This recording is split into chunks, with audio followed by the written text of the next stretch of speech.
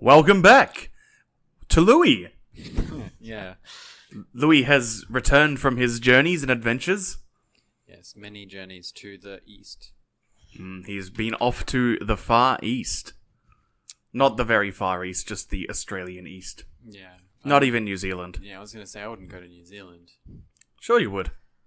Actually, one of the conferences next year is in New Zealand, so Cool. maybe I will be.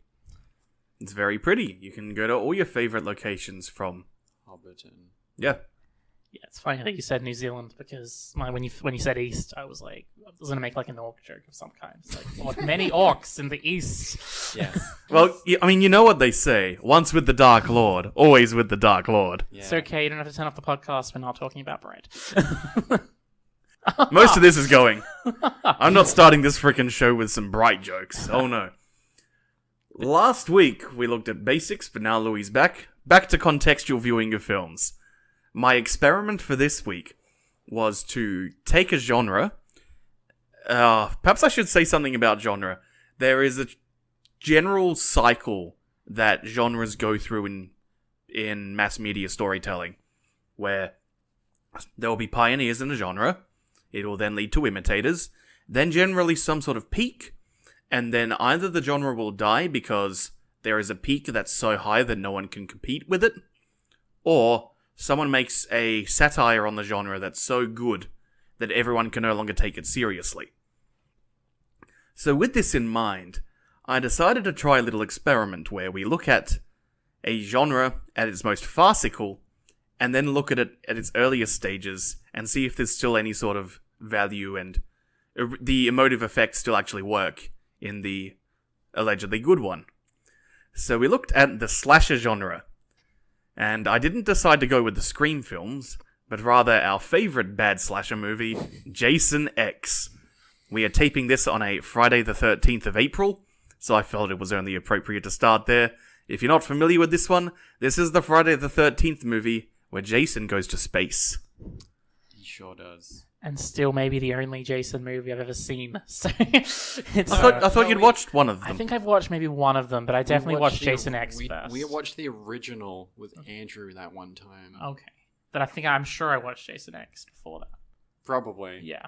So my original experience with Jason. Yeah, my Friday the 13th rankings are Freddy vs. Jason, then Jason X, then ignore the rest. Maybe look at the gif of that time he murdered someone while they're in a sleeping bag, just bashing it against that tree.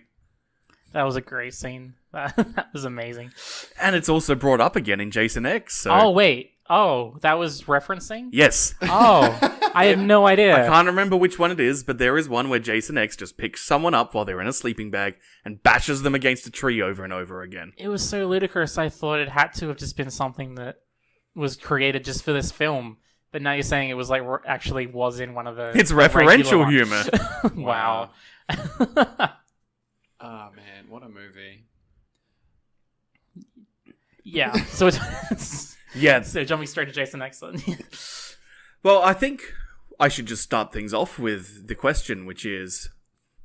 Actually, I should say what the other film is. Sure. So we watched Jason X, which is from 2000, and we watched from 1978 John Carpenter's Halloween, which is the prototypical slasher film. And so, were you still able to feel any sort of tension while you watched Halloween? Is really the big question that I was wanting to ask. Do you want to go first, Lee? I mean, I don't think I didn't. And I'm not sure if that's because we watched Jason X first, or whether Halloween was so far along that it just doesn't have any tension to it. Yeah, I don't want to ruin your experiment because I'm just not... Because I also do not feel any tension, but I'm not sure if that proves the hypothesis, I guess. If that's what you Well, I mean, call we it. could extend this over several weeks. Sure. And, well, I think... Do it again.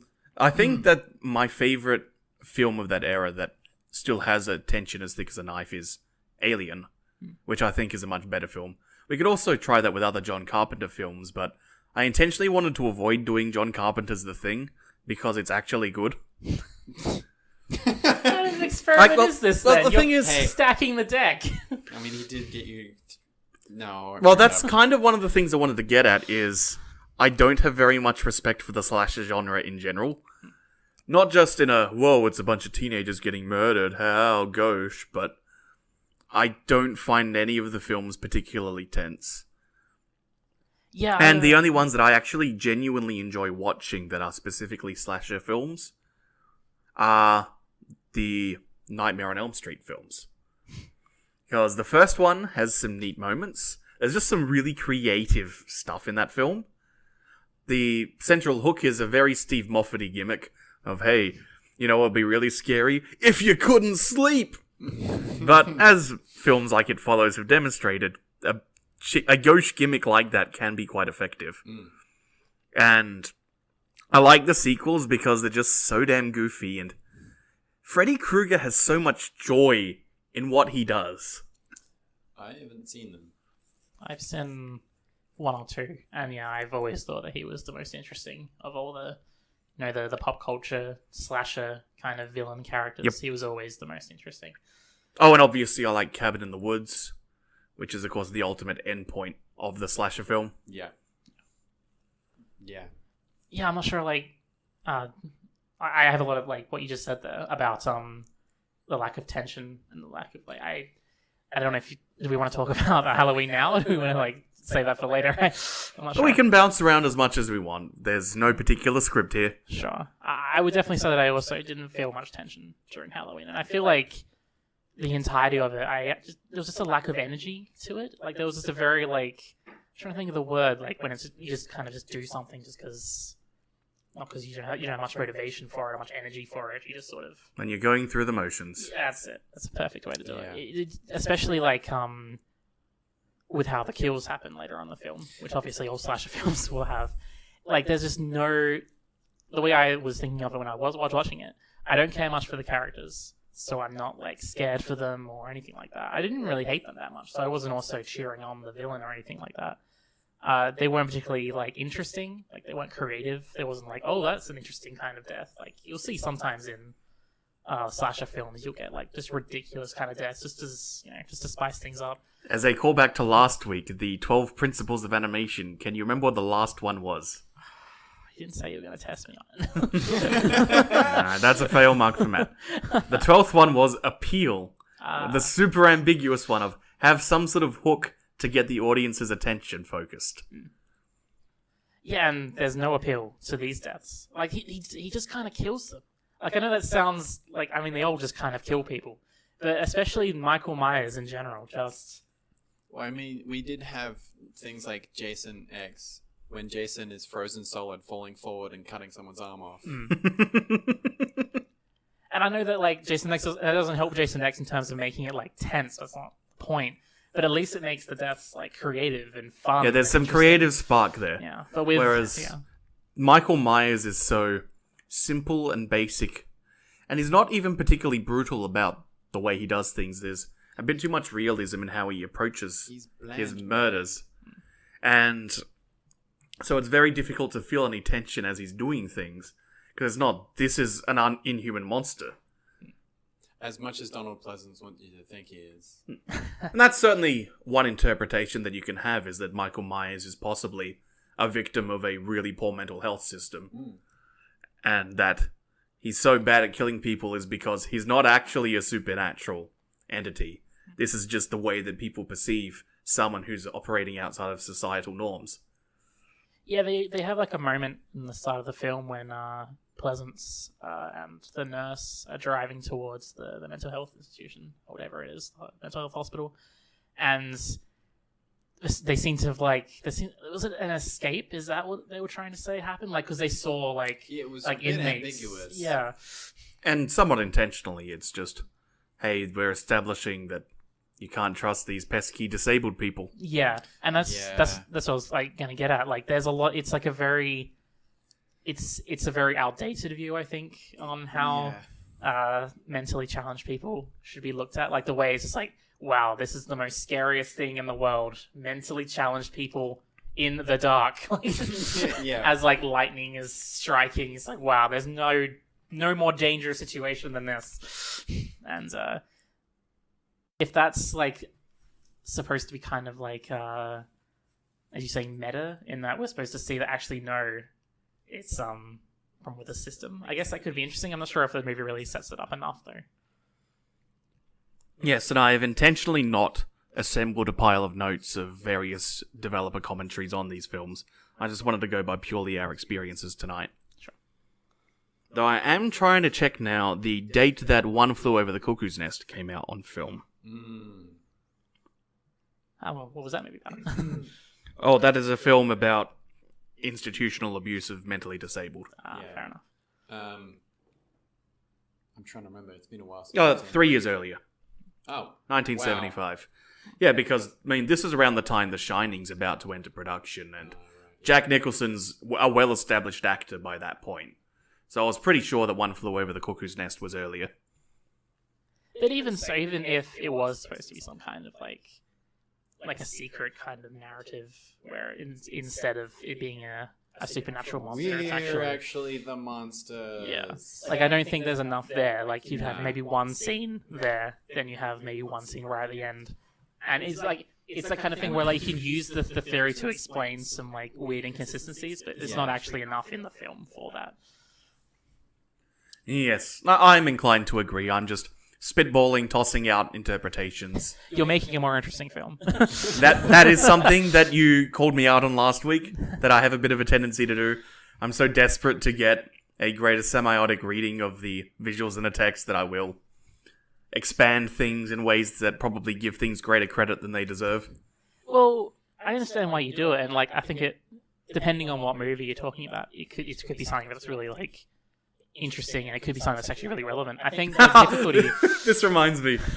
There's been a lot of edits. There's been a Twitter meme floating around, as they say, over the last few days, where you take footage of something, an action scene. Quite often, this is floating around in gaming circles, where you take footage of combat from a scene and replace all the Foley with the Foley used in the cartoon Edd N Eddy. And someone made some joke yesterday in my feed about how maybe there's some greater interpretation you can read about Edd N Eddy from this. So now I started half-jokingly talking about how that show is addressing Sigmund Freud's psychic apparatus, and then I cut myself off because that's not a road I want to be walking down right now. Yeah, like, depending on the film, it could...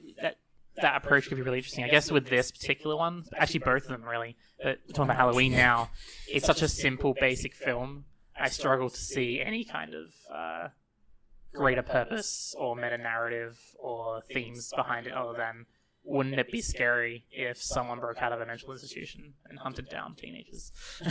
Very scary. Is it? Oh, it's ultimately, and that certainly is, really. For all that I'm skirting around it, that is absolutely what the film is going for. And to continue with my running theme of discussing how endings accentuate the thematic content of a film, some of the final shots of the film is just a sequence of rapidly flashed montage images of common places in your home, in your room, in your neighborhood, just from immediately after Michael Myers has disappeared for the last time. So it's further accentuating all the places that you think are home and safe, they aren't actually safe. It feels... You can definitely tell that it's like a first of its kind. And it has that kind of old-timey feel where it...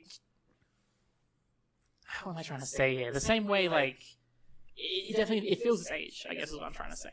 It feels like they were going on... Like, they weren't trying to have a very sophisticated message or anything like that. It's just like, be scared. Mm-hmm. Like, be scared. This... Yeah. Sorry, I'm struggling here. I think one of the things scared, that... he stood up and there's a machine noise. Yeah. I think the biggest thing about that makes the film feel its age, far more than the setting or the acting, because there are poorly written films in 2018. There are poorly acted films in 2018. The key thing to me is the cadence and rhythm to how a lot of editing and music is used. Because we are at a point where slasher movies and tense thrill ride movies, whether they're thrillers, whether they're slashers, whether they're general horror, we've developed them over the last 40, 50, 60 years. 80 if we're going back to things like Caligari. And there's a lot that's understood about how you edit things in particular to get the best reaction out of an audience. Which is why we're at a point where films like The Conjuring or Annabelle, the Paranormal Activity movies are perhaps the greatest offenders, where you can predict exactly when every single jump scare will happen, because it's so well understood the correct tempo and rhythm that you use to build tension. Here's the release! Yeah. I haven't actually seen any of those movies. Don't. Okay. Yeah, it did. When I was watching both these films, especially Halloween, I was trying to think of like what kind of horror movies are around now. Just because I don't really watch that many of them now. No. Like I don't. I think probably when I was younger, I probably would every once in a while watch like the horror movie of the month or whatever it was. Like you said, like Annabelle or Paranormal Activity. I might have watched those kind of movies when I was younger, but now I think other than It Follows, I don't think I've. Yeah, I mean, that's the last one I can think of that we watched together. Yeah, so as like a thing.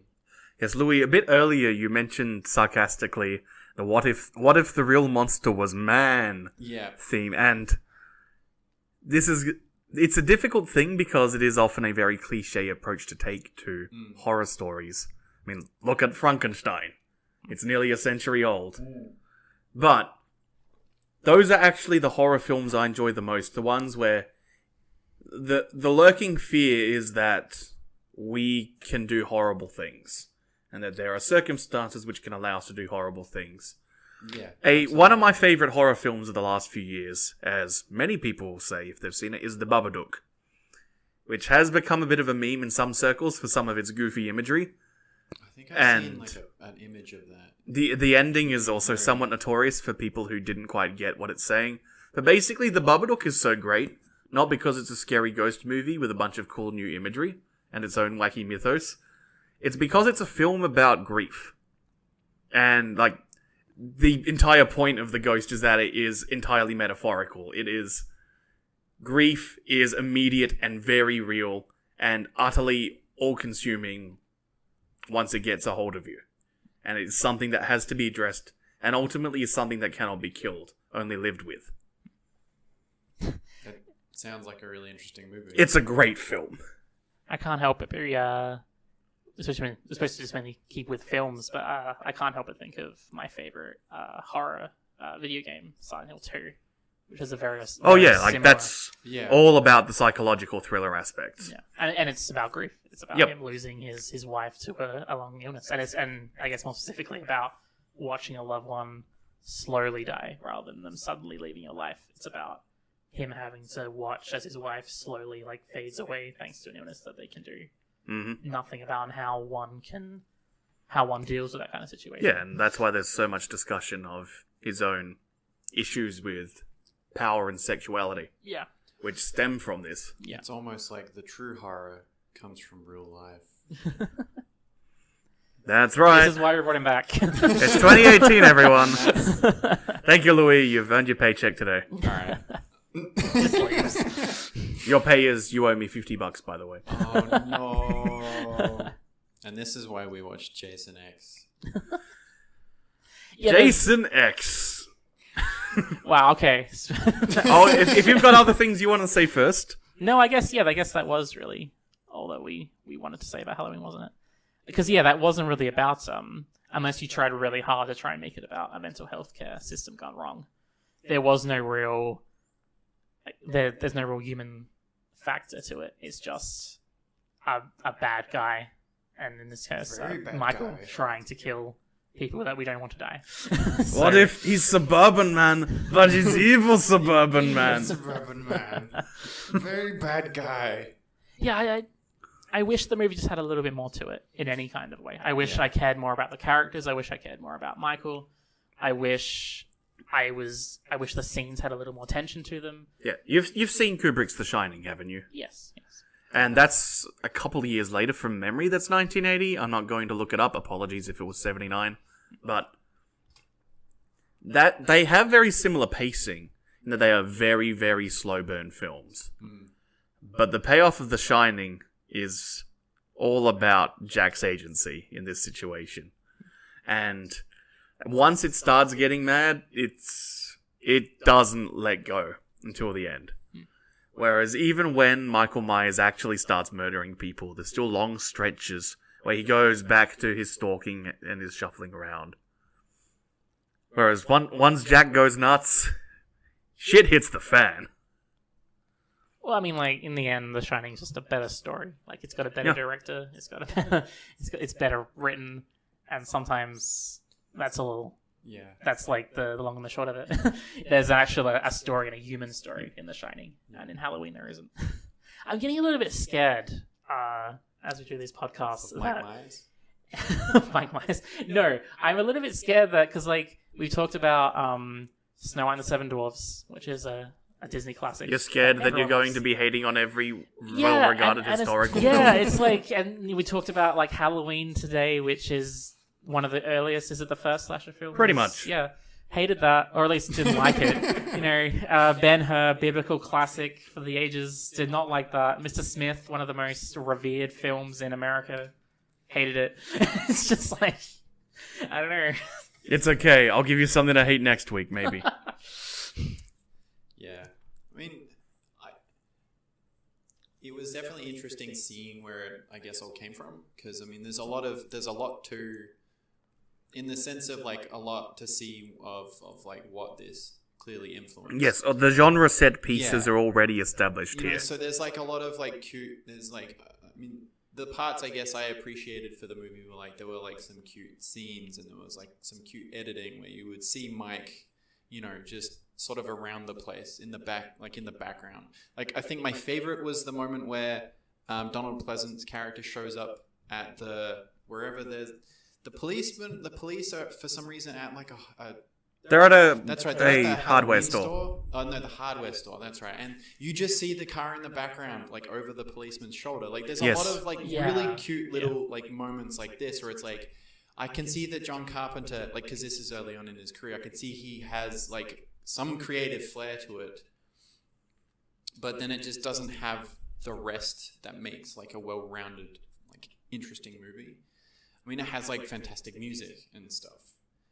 Yeah. It was interesting, at least seeing, I guess, like the early parts of his career, having seen things like The Thing. The music's interesting as well, seeing that it's analog synthesizers and they're pretty great, along with a bit of a orchestral scoring. And it's funny to then look at a film from 2000, like, with Jason X, a film which is post-Matrix, post-Blade, well into that combination of nu metal and various forms of electronica that are just pervasive in the teen aesthetic. Like, you gotta have your Limp Bizkits, you gotta have your Linkin Parks, or you gotta have your Juno Reactors, I guess. Yeah, that was a pretty high-level choice. Sorry. In 20 years, we have come a long way. Oh, well, this is what I'm getting to, is that the score to Jason X does not sound like films from 99 or 2000. No. It still sounds like a Friday the 13th movie. Just this very low-grade, bad digital synth MIDI soundtrack. Yeah. What a movie, Jason X. Yeah, I guess we should. So Jason X is a bad movie? Oh, man. Yes, it is. But why is it a fun movie? It's a fun movie. It's unashamedly a comedy at this point. Yeah. It's clear, like we mentioned before, the bit where cryogenically frozen Jason X conveniently falls over at the right angle to cut off someone's arm by mistake. What is his machete made of? Because he throws away vibranium. Must be, because he throws away a space machete in like to get his old machete back. Well, he wants his machete. It's probably magic. It's got to be magic, right? Like, because he's magic. Yeah, he's magic or something. Like, he's movie magic. Considering that Adam was talking about, like, giving a movie too much credit, I feel like now I'm going to do the same thing where I'm like, because one of my favorite things ever is, like, a world that has magic and sci-fi in it. Yeah. And this movie does that. It has a magical supervillain in the middle of a spaceship.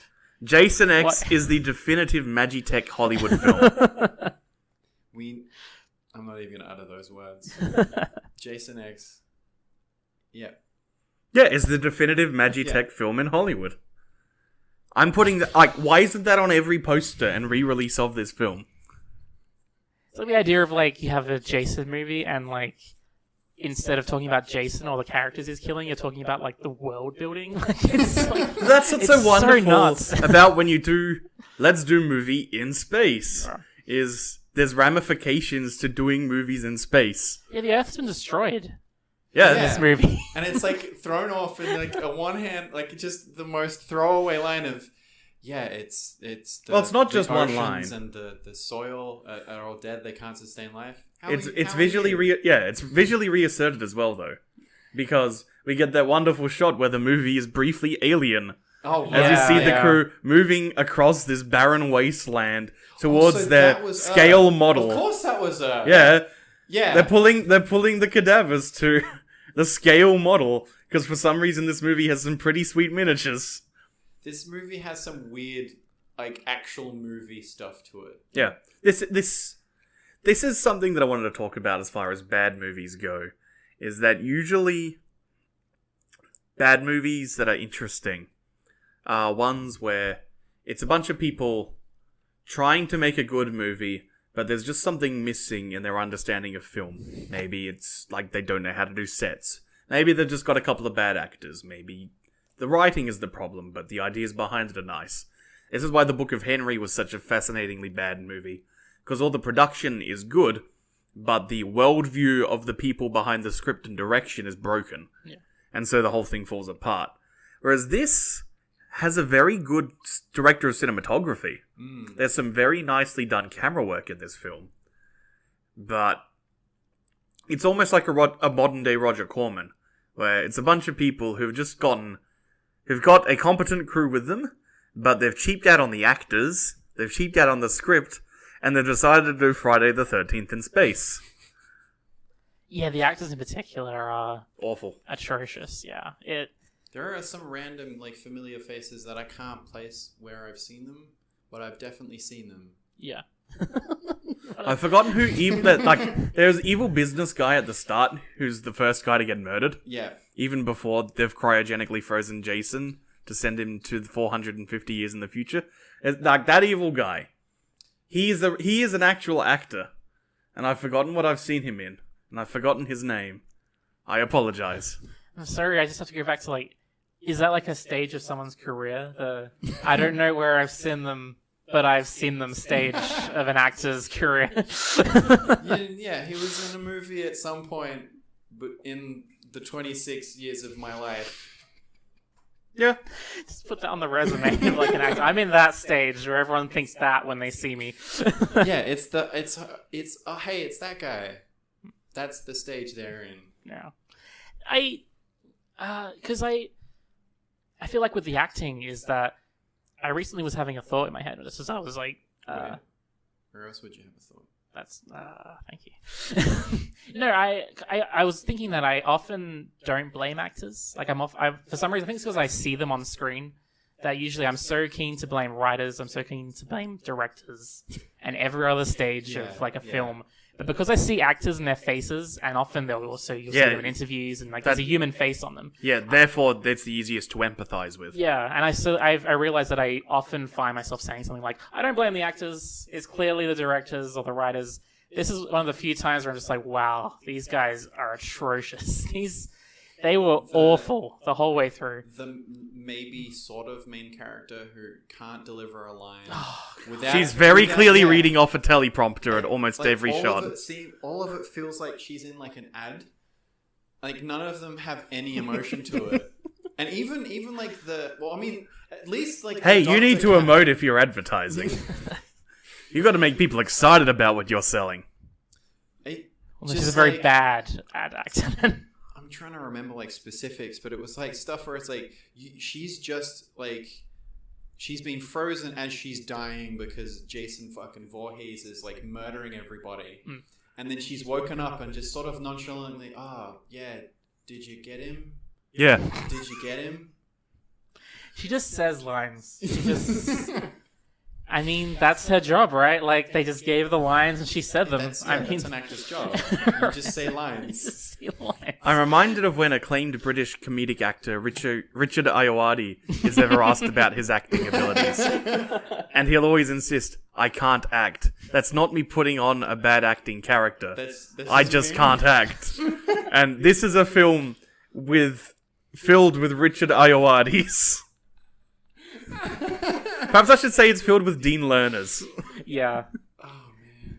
Hopefully people understand who Dean Lerner is. You could absolutely expect anyone from Jason X to say that if Wonton finds out my ass is grass and he's got a lawnmower. Yeah, they have a lot of trouble emoting with each other. They have a lot of trouble trying to just deliver a line with a little intensity or just a little anything. Well, the only person with any intensity besides Jason is the black guy. Yes, the black guy. Another One of the seen two. him somewhere, Yes, guys. there are two. The one who looks kind of like Bobby Lashley, I guess, if he was smaller. He was I've in seen Resident him- Evil. I know that was where he's from. I've never seen Resident Oh yeah, he's in Resident Evil 1, He's isn't the he? guy who gets his face chopped to pieces and the lasers. Yeah. Man, it's so funny to Oh think my god, he is. Yeah. how there was a Resident Evil movie which wasn't just Paul W. Anderson talking about how hot his wife is. Oh, well, he does. For 2 hours. It's just... There's just also a supporting guy. cast. Yeah, there's a supporting cast, yeah. He was also in Bond. He was also... he was randomly in one of the T.S. Brosnan's Bonds. He was like... He was like an agent who was just kind of there to be an agent. Yeah. Like if Case Bond needed another roommate. guy. Yeah, roommate, yeah. Poor guy. I think he was in a Doctor Who as well at one point. Probably. Because he's an English actor. And Ah. they all end up in Doctor Who at some point. I'm waiting for John Boyega to end up in Doctor Who now. Oh, man. Maybe that's too small for him now. I hope not. He'd be good in Doctor Who. Yeah, he would be great. Can he just be his Pacific Rim Uprising character? And there's just Jaegers. It's just they go to Pacific Rim for an episode. Well, Doctor Who isn't above just doing a direct, like, kind of reference kind of... They've done references, but not quite explicitly. Like We are straight in. up crossovers. We need that We need that sci-fi Super Robot Wars. Just Super Robot Wars, but there's Doctor Who. Well, they did, like, they did superheroes once or twice. They've done, like... they're not above doing just a genre. Oh And yeah, this they've is done now- genre jokes. Yeah, so I could imagine them just having this as just the robot episode. I could see that. So yeah, Jason X. Do we have to? No, it was fun. Yeah. It was fun, at least This at the film is start. fun. Oh yeah, the other thing I was going to say is that a lot of bad movies, as you watch them, one of the big things that makes them bad is that they have a very poor emotive core, and you don't care about anyone. And let's talk about 3-act structure in Hollywood. Okay. Basically, there's the generally accepted way that you construct things is with 3 acts. The first act is you introducing all the pieces. Here's all the things that matter to the plot. Here's the characters. Here's their motivations, etc. The second act is when you explore in a bit of depth what these motivations are, where they lead. Generally, the second act, it can be really long, it can be quite short, but it's the point where everything goes to their worst for the main character. And it's from there that the third act is then the climax and resolution of events. And the second act of a film, there's an old joke that it's the hardest part of a film to write. But also, it's the bit which has the strongest emotive component. And so if you've got no emotional connection with your audience in your second act, that is the point where you will fall asleep in bad movies. And it happens to everyone. They are dull, irritating bits. Because you just don't care about anyone. And it's very rare and special when you get a bad movie which is actually interesting in the second act. Like Book of Henry. Yeah, like Book of Henry. Book of Henry, there's a few scenes in the hospital that drag a bit. Sure. But then Sheila makes out with Henry and you're right back in. Yeah, and all those. There's a lot of scenes actually in the hospital. Like The Room has a number of scenes which start to drag it around at second act as well. Before suddenly, would you like to play some football? While this film isn't anywhere near as bad as those films, I'm actually strongly reminded of the first Mad Max film. In that man. the worst parts of Mad Max 1. This is not the Yes. series I'm having go at. This is the first one, which no one remembers anyway. But Now, you remember the "You Will Call Me the Knight Rider" scene? Call me. And the bit where they're beating up a blow-up doll on Semaphore Beach. Yeah, the movie's at its worst when it... Also, that's Candolini. He wants his hand back. Yeah. But... Oh, Imperator Joe, you came a long way. No, like, the worst part of that film is when it's trying to make you feel something. When it's spending time with his family. Because, and yeah, that's what I really thought of when you were explaining that out. Because... That's it, yeah, great. A bad movie will be bad at getting you to feel something other than comedy. Mm-hmm. So when it's trying to do that kind of when it's trying to explore characters or have characters grow or develop, which are usually slower scenes, that's usually when it will start to suffer. Yeah, I would agree.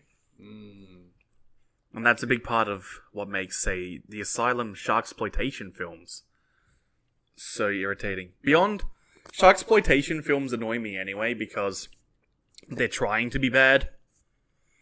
We've got this goofy idea, but we're trying to be bad, so therefore we won't actually do any interesting choreography or put any effort into our visuals. We're just gonna shoot things on a set as quickly and efficiently as we can, write a bad script.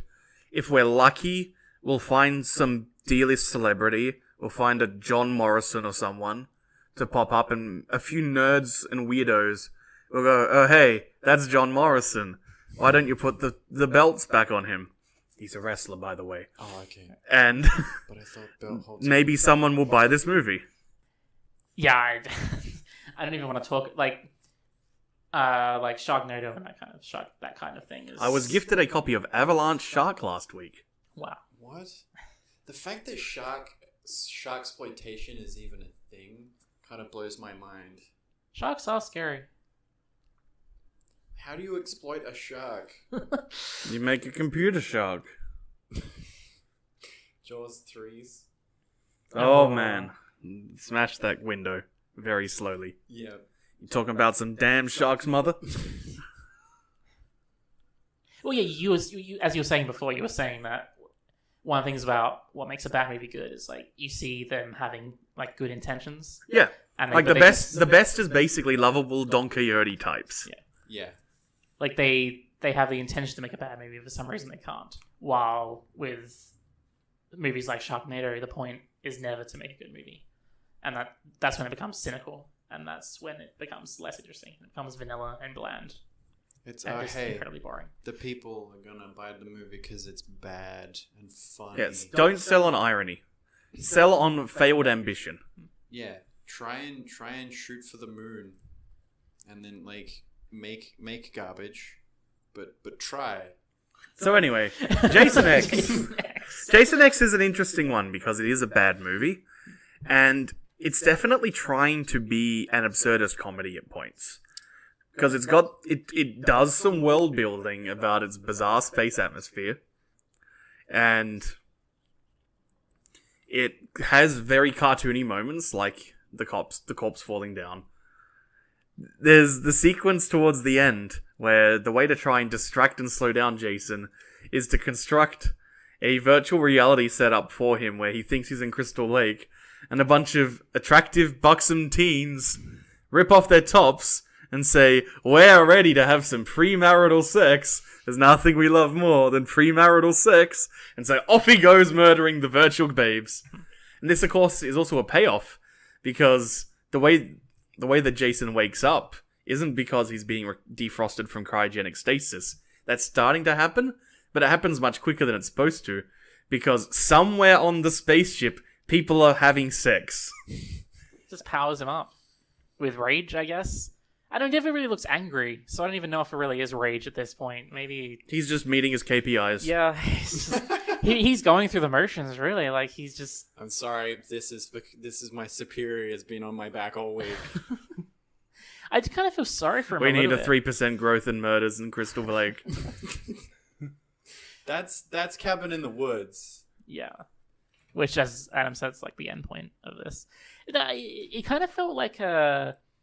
It didn't feel like a Jason movie or a slasher film. It felt like a TV show, and this was just the random episode where they said for this episode of like our 22, 24 run Yeah, season, yeah. this is the one where we're gonna riff on the slasher genre because we need something for our 20 to 24 episode season. Yep. And that's Yeah, it's absolutely just. Well, I'm trying to think of what's a sci-fi channel show that's not Stargate SG-1. Dark Matter. Dark Matter would. Oh absolutely yeah, be. Dark Matter or like Andromeda. Yeah.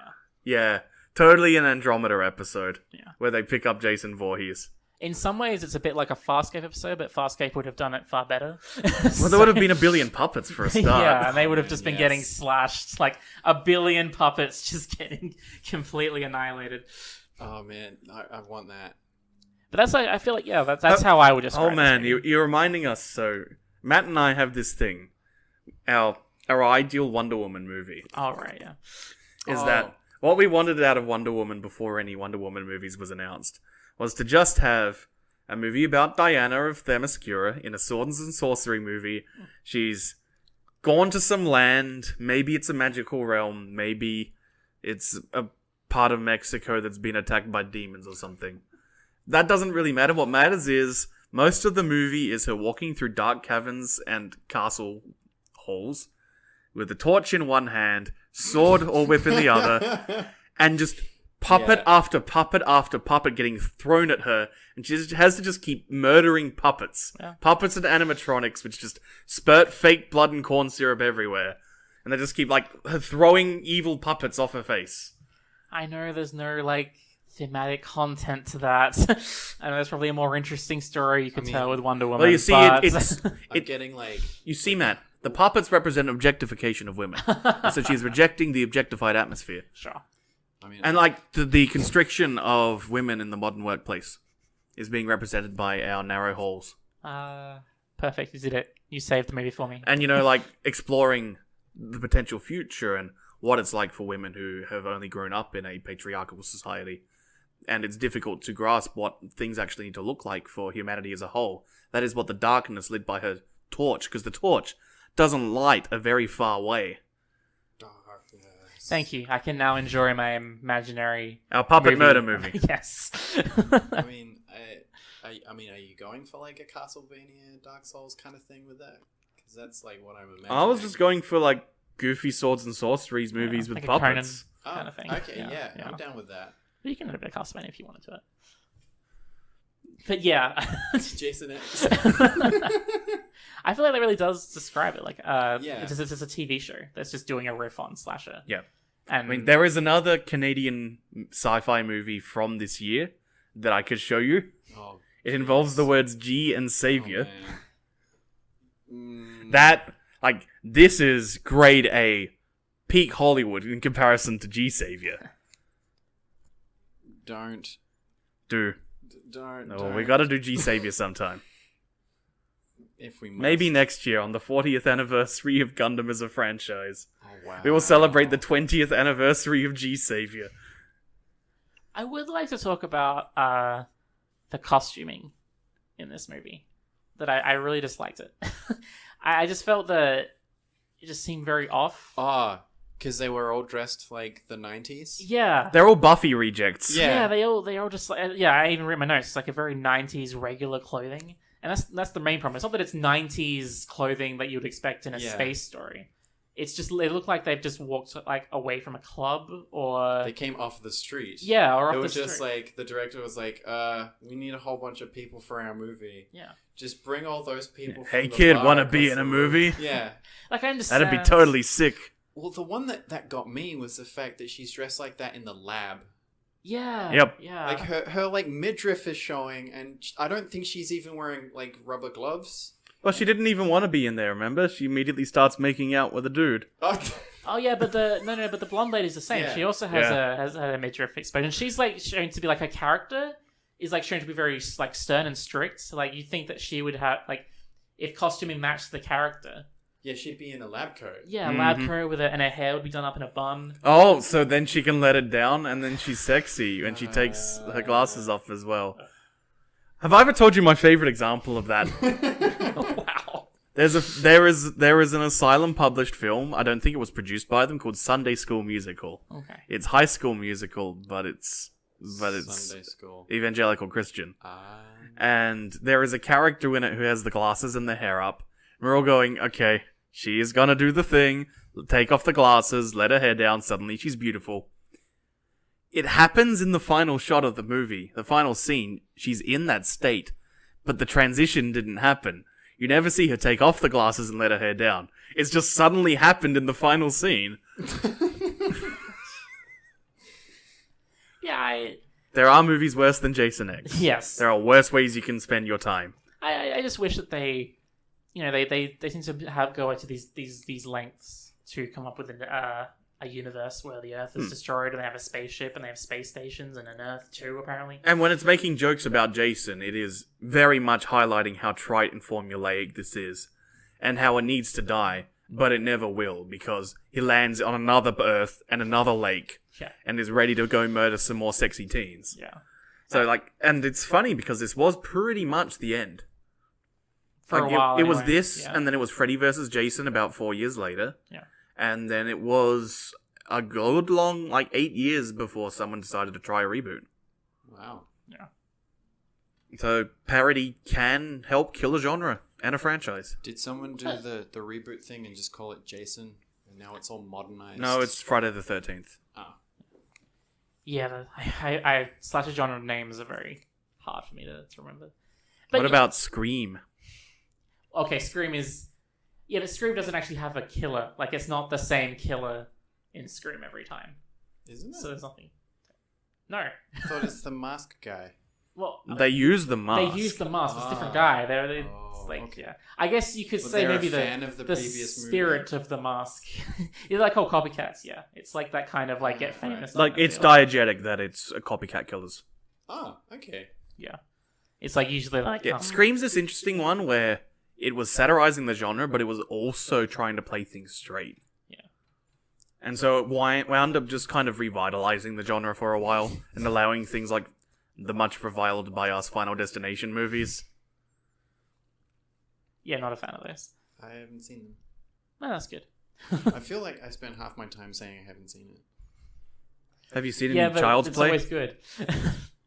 No. That's the Chucky movies. Yeah, I haven't Yeah. seen those either. Though, I'd say after Nightmare on Elm Street, I would say I don't mind a few of the Chucky movies. Okay. Well, once again, Chucky has a personality. Yep, personality and charisma.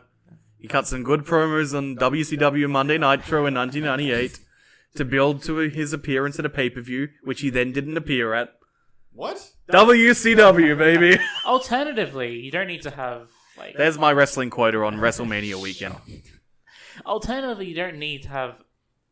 You don't necessarily have to have, a charisma and personality the same way Chucky and Freddy does.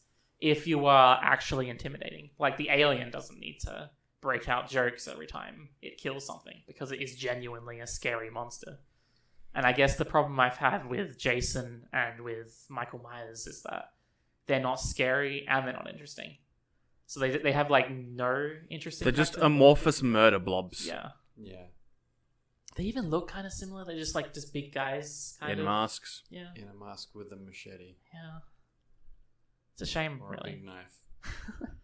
Yeah, Michael Myers is more prone to household objects. I would love. Knitting needles. I would love to see an argument between a fan of Michael Myers and a fan of Jason having an argument to see what they would say. One saying that one is Who would worse than the win? other. Just seeing what you kind of mean, things they would say Yeah. on the other's behalf. Why do you like this character so Well, much? there's one place we could find out who would win, and that is in the Oasis. Why? And I apologize.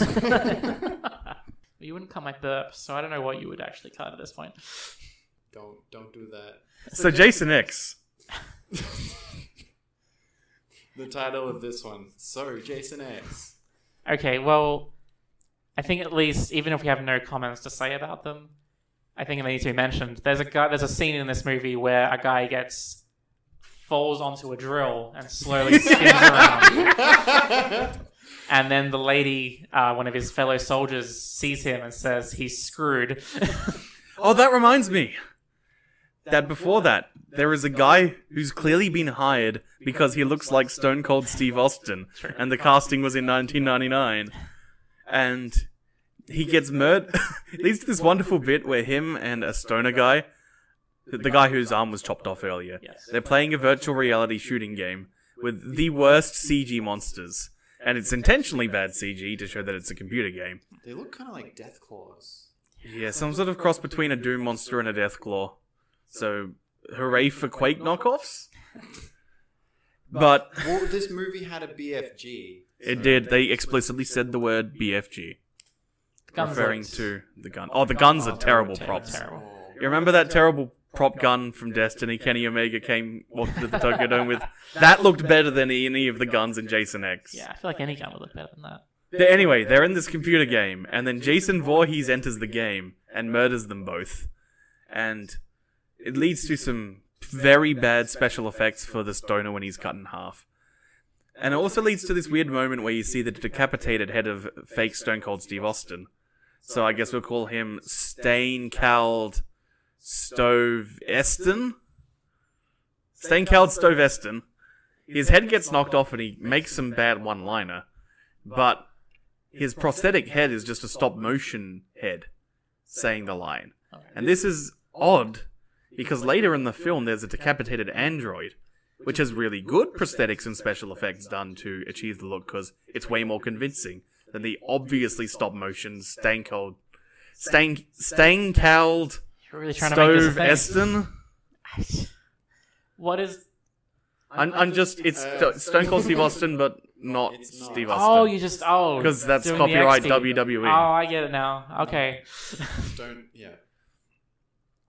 So yeah, like that's just a weird discordant use of special effects, where one of them stop motion and the other's just really good makeup. Well, couldn't you say that because it was CGI? Like it was... No, not CGI, because it was in the VR. Like, his... Like, Yeah. I guess that's the ultimate conclusion, is that because it was in the VR. yeah, he looks In bad which case, VR. there's this weirdly subtle artistic decision Yeah. in the filmmaking, which I guess makes sense for a movie that's willing to start to explore the world building of Jason Voorhees in space.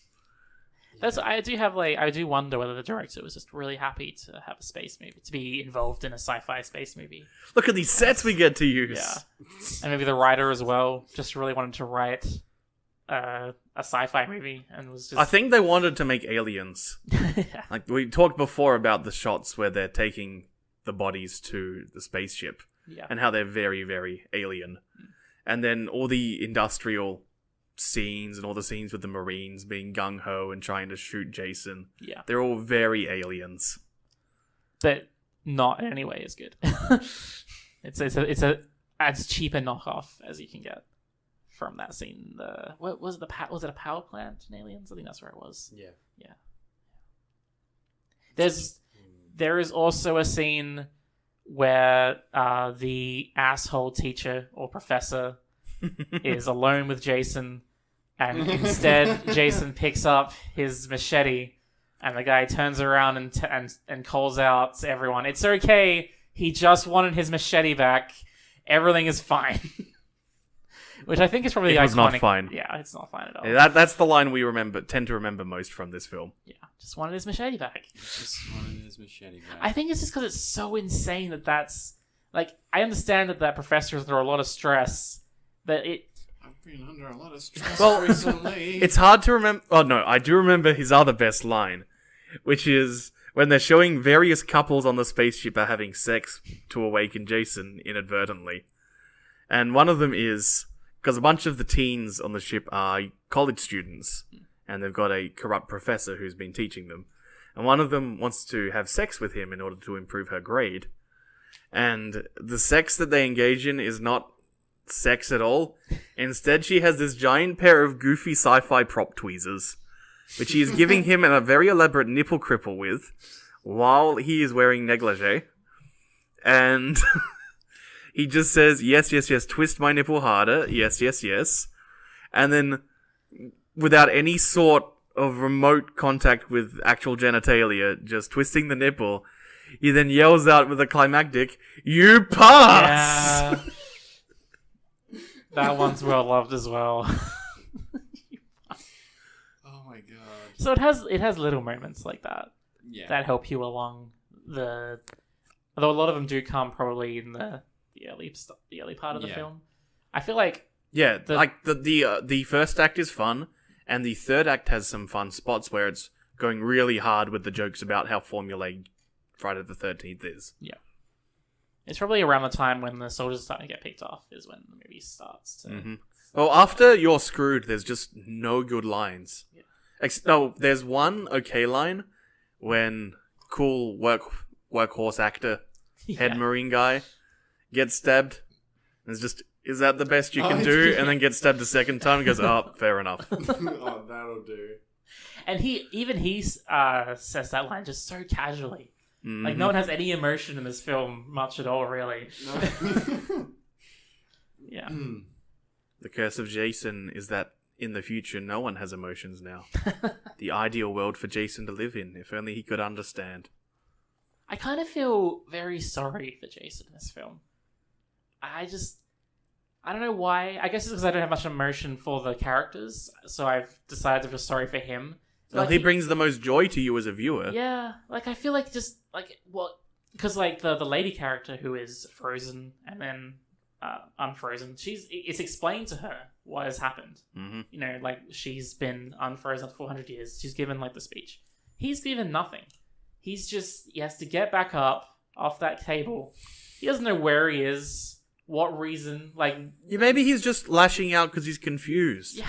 If they just sat down and explained where he is and what's happened. He doesn't know what nanomachines are when he gets that upgrade. He could be like, what the fuck is this? I don't know. Just the same way, like, I get sad when an animal is put in a situation that it clearly doesn't understand. Like, just in an environment it doesn't understand. Yeah. I feel the same way about Jason, who has a similar level of intelligence. So Jason is a polar bear? Kind of, yeah. It's like when I felt sorry for the alien in the Alien Isolation game. When the gravity turned off, and I was like, oh, he doesn't understand. He doesn't understand how gravity works. This isn't fair. Poor thing. Yeah. It's just working on instincts. That's good. Humanity has finally conquered the monster that is the H.R. Geiger aliens. Exactly. Turn off the gravity. Like in Halo. Yep. What a night. We talked about Jason X, Halloween. I just quoted Aliens in the Attic, the hit children's film. What could I ask? No. What? Damn. Go ahead. What movie would you recommend over the other, if you had to? Just. I would say both are worth watching. Sure. Jason X is good for a laugh, and you should make your own opinion of Halloween. Okay. Yeah, I'd agree with that. I think Halloween at least has some, whether you enjoy it or not, certainly at least has some value in understanding, I guess, the history of where slashers come from. I feel like we watch a lot of these movies, where not slashers, but like just movies that I wouldn't really recommend watching on a casual basis. But if you are interested in certain aspects of film, you might get some value out of it. Mm-hmm. And I would say that Halloween kind of fits in that category as well, where I can watch it for fun. But if you're interested in slashers, then totally, yeah. Now we finally come to what shall we do next week? I have two ideas off the top of my head. One of them is we continue on from John Carpenter's music and look at something which has some very odd synthesized music. Or we take this horror and supernatural and do something else with supernatural elements next week. What would you like to do? We discussed this on. This is like curtain roll back. Let's go. I would go magic and supernatural. Supernatural? Yeah. Supernatural it is. You chose anime. What? No! No! No! That's not fair. Okay, do you want to switch to the music option then? Sure, yeah. You've chosen anime. And with this final segue to anime, I can say that last week I was at a party where various episodes of XL Saga were playing. Yes, this included the bowling episode. But most importantly, every episode of XL Saga ends with a black screen and white text that appears saying, "The status of today's experiment is failure." I think that's a reasonable summary of my attempt to explore watching a farcical slasher before a legit slasher. Thanks for listening, everyone. Talk to you next week. Bye-bye. Bye.